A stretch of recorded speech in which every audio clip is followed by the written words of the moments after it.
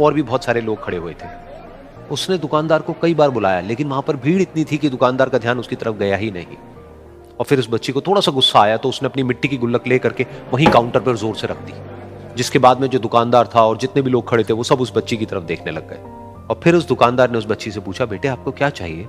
तो वो बड़े ही भोलेपन से बोली कि मुझे एक चमत्कार चाहिए।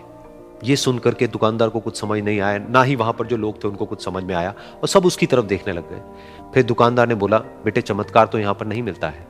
तो बच्ची को लगा कि वो उससे झूठ बोल रहा है, तो बच्ची ने कहा कि मेरी गुल्लक में बहुत पैसे हैं, आप बताओ आपको कितने पैसे चाहिए, लेकिन मैं आज यहां से चमत्कार लेकर के ही जाऊंगी।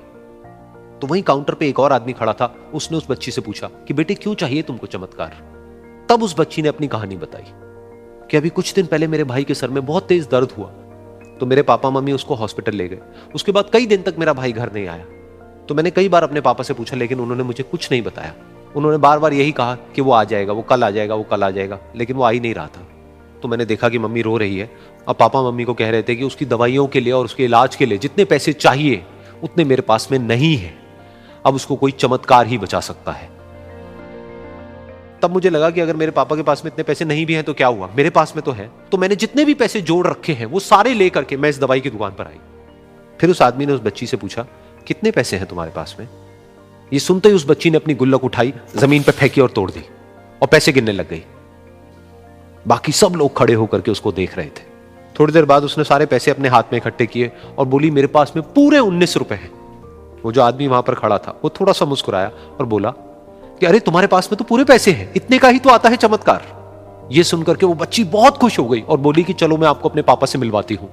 बाद में पता लगा कि वो आदमी कोई आम आदमी नहीं था, बल्कि एक बहुत बड़ा न्यूरोसर्जन था, और उसने सिर्फ 19 रुपए में उसके भाई की सर्जरी करी, और कुछ ही दिन बाद वो ठीक होकर के घर वापस आ गया। फिर कुछ दिन बाद वो बच्ची, उसका भाई, उसके पापा, उसकी मम्मी, चारों एक साथ बैठे हुए थे और बात कर रहे थे। तो उसकी मम्मी ने उसके पापा से पूछा कि अब तो बता दो ये चमत्कार आपने किया कैसे?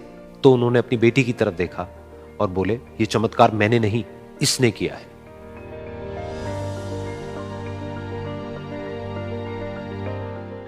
तो यहां पर एक बहुत बड़ी बात है जो हम उस छोटी सी बच्ची से सीख सकते हैं कि जिंदगी में कभी कभी ऐसा होता है कि हमको कोई रास्ता नजर नहीं आ रहा होता है और हम लोग हिम्मत हार जाते हैं। तब हमारे अंदर एक बच्चा होता है जो कोशिश करने से कभी भी पीछे नहीं हटता है। वो हार मानने को तैयार नहीं होता है क्योंकि उसको ना शब्द समझ नहीं आता है।